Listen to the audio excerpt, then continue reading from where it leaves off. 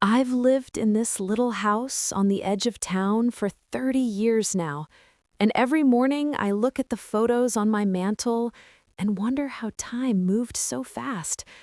People around here see me as a quiet widow who raised a good son, but they don't know about the night 27 years ago when I stood on a porch in the pouring rain, holding a 3-year-old boy and a single suitcase, being told I was no longer family.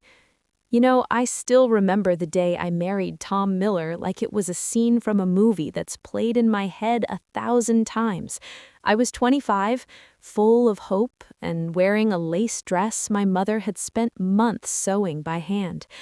Tom was the kind of man who could make a rainy Tuesday feel like a holiday. He had a laugh that could fill up a room and hands that were never still, always fixing a fence, tuning a neighbor's engine, or sketching out the home he wanted to build for us. He did build it, too, right on the edge of the Miller family's acreage, tucked away near a grove of oak trees. I remember the smell of the fresh-cut pine and the way the sawdust looked like gold dust in the late afternoon sun.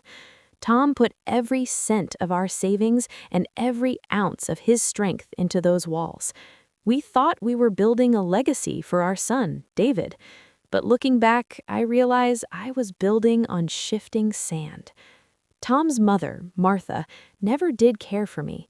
She was a woman of iron and ice, the kind who believed a person's worth was measured by their last name and the land they stood on. She'd look through me at Sunday dinners like I was a temporary guest in her son's life, a distraction that would eventually fade away. As long as Tom was there, he was the bridge between us. He'd just squeeze my hand under the table and whisper that it didn't matter what anyone else thought as long as we had each other. But then the world stopped turning. It was a Tuesday, I think, a sudden accident, a slick road, and a moment of bad luck. And just like that, the bridge was gone. Tom passed away when David was only 3 years old. I remember sitting in that house we built, the silence so loud it made my ears ring. I expected a hand to hold, a knock on the door from family who shared my grief. Instead, Martha arrived. She didn't come with a casserole or a comforting word. She came with a coldness that froze the very air in the room. She told me that since the house sat on Miller land, it belonged to the Millers. She said that without Tom, I was a stranger to them, and she didn't want a stranger living on her property. I can still feel the weight of David's small hand clutching my leg, his little eyes wide with a confusion no toddler should ever have to carry. I begged her for time, just enough to catch my breath, but her heart was a locked door. We were evicted from the house Tom had built with his own 2 hands before the grass had even grown over his grave. I had to pack our lives into a few cardboard boxes and a single worn suitcase. My own parents, God bless them, took us in. We moved into their cramped spare room, a space so small that David's toy box had to stay in the hallway. I started working double shifts at the local diner, my feet aching and my heart feeling like a bruised fruit. For 27 years, that side of the family treated us like we were invisible.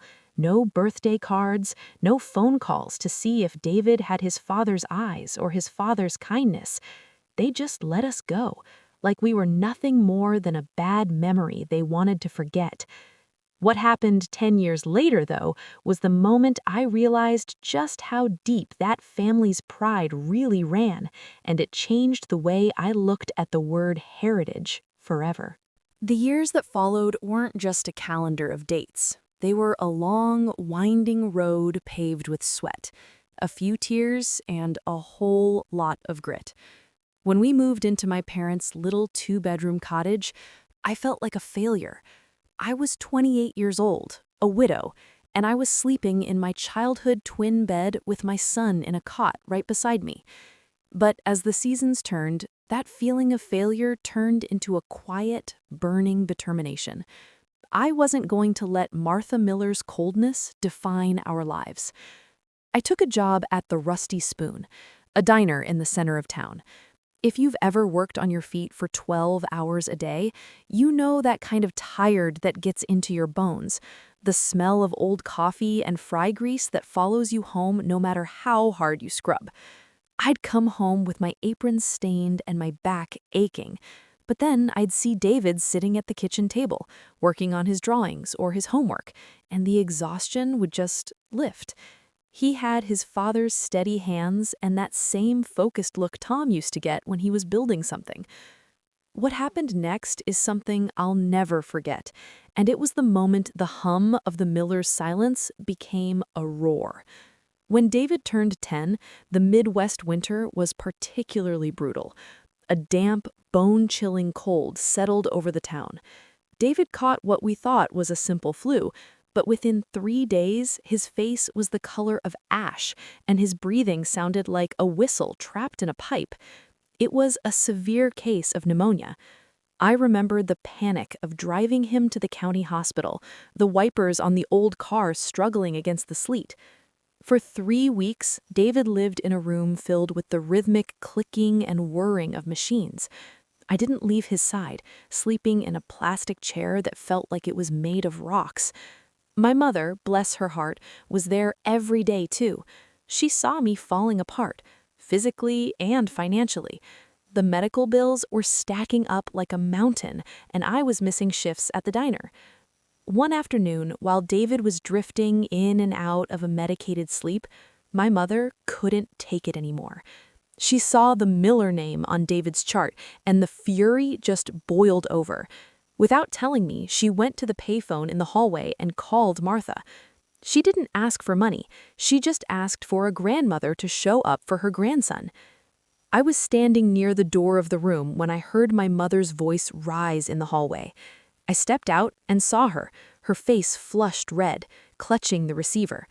She was shouting, "He's 10 years old, Martha. He's Tom's boy, and he's struggling to catch his breath. If you don't come now, if you don't show this child an ounce of kindness, don't you ever expect him to look your way again." The hallway was quiet, and in that silence, I heard Martha's voice. It wasn't shaky or upset. It was as cold and sharp as a winter frost. She didn't ask about his fever. She didn't ask what the doctors said. She just said, "La rung ve coit." A leaf always falls back to its roots. Blood is blood, and eventually he'll realize he needs his heritage. He'll come back to the Miller name when he's grown, whether I sit in a hospital or not. At the time, I didn't understand what it meant. I didn't realize that she saw her own grandson as a piece of property that would eventually return to the home office because of a last name. That was the turning point. I realized then that David and I weren't people to her. We were just inconveniences that would eventually be corrected by fate. My mother hung up the phone and we just stood there in that sterile hallway and cried. Not because we were weak, but because we finally knew the truth. We were truly on our own. David recovered, though it took a long time for the color to come back to his cheeks. As the years rolled on, he became my greatest joy. He worked 3 jobs in high school, mowing lawns, bagging groceries, and helping at the garage. He never complained. He'd see me sitting at the table doing the bills, and he'd just put his hand on my shoulder and say, "Don't worry, Mom, we're doing okay." He grew into a man Tom would have been so proud of. He got a full scholarship to the state university, graduated at the top of his class, and moved to the city to start a career in architecture, just like his dad always dreamed of doing. He married a wonderful, kind woman named Sarah, and they built a life filled with laughter and light, the kind of light that was missing from the Miller house. For 27 years, the Millers were like a ghost story from another life. We didn't talk about them, and they certainly didn't talk to us. No graduation cards, no wedding invitations, nothing. I thought the book was closed. But then, last Tuesday, the phone rang, and it was a voice I hadn't heard in nearly 30 decades. A voice that brought all those hospital room ghosts screaming back to life. It was Tom's brother, Jim. He sounded old, his voice thin and raspy. He told me that Martha Hurt Heart was failing and that she didn't have much time left. He didn't offer an apology for the decades of silence. He didn't ask how I'd managed to raise Tom's son on a waitress's salary. He just used that same word Martha had used all those years ago. Heritage. It's time for the eldest grandson to come home, Jake. He used David's middle name that only the Millers used. Martha wants him there. She says the leaf is falling, and it's time he took his rightful place at her side. After all, blood is thicker than water. I sat there on my porch, looking out at the oak trees, and I felt a cold chill run down my spine. Years later, I finally realized why she was so arrogant back then. She truly thought we were nothing without her. The silence that followed Uncle Jim's phone call was the heaviest I've ever felt in this house. It wasn't the empty silence of a room when you're alone. It was a thick, ringing silence, the kind that feels like it's pressing against your eardrums. I sat there at the kitchen table, my hand still resting near the phone, watching David. He didn't move for a long time. He just stared out the window at the old oak tree in our backyard, the one we'd planted together when he was finally healthy enough to run outside again. I could see the gears turning in his head. Jim's voice had been so full of that old Miller entitlement, talking about duty and the eldest grandson's place, as if the last 27 years were just a brief intermission in a play where they held all the lead roles. He spoke as if David owed them his presence simply because they shared a strand of DNA. "Mom," David said softly, finally breaking the quiet. He sounded so sure that I'd say yes, like he was calling me home from a summer camp I'd just stayed at a little too long. I reached across the table and placed my hand over his. My skin is thin and spotted now, a map of all the years I spent working under those harsh diner lights, while his hands are strong and steady. "David," I told him, "you don't owe them a single second of your life. I spent 27 years protecting you from their coldness. I didn't do all that just to hand you back to them now because they're finally feeling the chill of their own winter." I told him what my mother had always said, but blood is a fact, but family is a choice. I reminded him that while Martha was waiting for the leaf to fall back to its roots, she had forgotten that roots have to actually nourish the tree if they want the leaves to stay. For 27 years, they provided no water, no soil, and no sun. They had cut the branch themselves the day they watched a 3-year-old boy walk down their driveway in the rain and never once called out for him to stop. David stood up and walked over to the mantel. He picked up the only photo we have of his father, Tom. It's a bit faded now, the edges curling, but you can still see that mischievous glint in Tom's eyes. David looked at that photo for a long, long time. I saw his shoulders shake just a little, a silent sob catching in his throat. "She waited until she was dying to ask for me," David whispered, his voice cracking. "She didn't want to see me when I was winning my first track meet. She didn't want to see me when I graduated top of my class or when I got married to Sarah. She didn't even want to see me when I was 10 years old and fighting for every breath in that hospital bed." He turned back to me, his eyes wet but his gaze incredibly sharp. "She doesn't want me, Mom. She wants a Miller grandson to satisfy her own pride before she does. She wants to prove she was right about the leaf falling back to the roots." He picked up the phone and dialed the number back.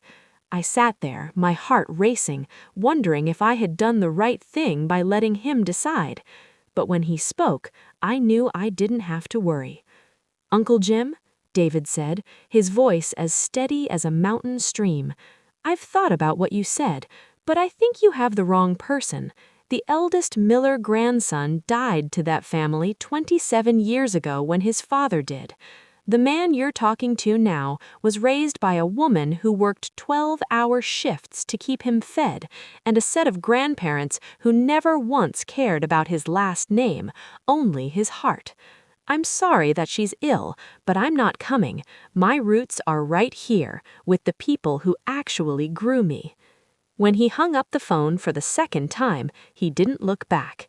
He came over and pulled me into a hug, the kind of hug that tells you everything you need to know about a person's soul. In that moment, I felt a weight lift off my chest that I hadn't even realized I'd been carrying for nearly 30 decades. I realized then that my sacrifice hadn't just been about survival, it had been about building a man who knew his own worth, a man who couldn't be bought by the promise of an inheritance or bullied by the word heritage. Martha Miller thought she could ignore a child for a lifetime and still claim the man he became. She was wrong. That night, for the first time in weeks, David slept soundly. But I stayed up a little longer, sitting in my favorite swivel chair by the window. I looked at the moon and thought about Tom. I think he would have been proud, not because David was spiteful, there was no spite in his voice, but because David was whole. He didn't have a hole in his heart that needed the Millers to fill it. We had filled that hole ourselves, bit by bit, with love and hard work. You know, as I sit here telling you this, I realize the greatest lesson of my life wasn't about the pain of being rejected. It was about the beauty of what you can build from the scraps. If you've been cast out, if you've been told you aren't enough for the family you were born into, just remember, you are the gardener of your own life. You get to decide which roots are worth keeping and which ones are just weeds trying to choke the life out of you. Don't spend your final days like Martha waiting for a leaf to return to a tree that never loved it. Spend your days being the kind of tree that birds want to nest in and children want to play under. Because in the end, the only heritage that matters is the love you leave behind in the hearts of the people who actually knew you.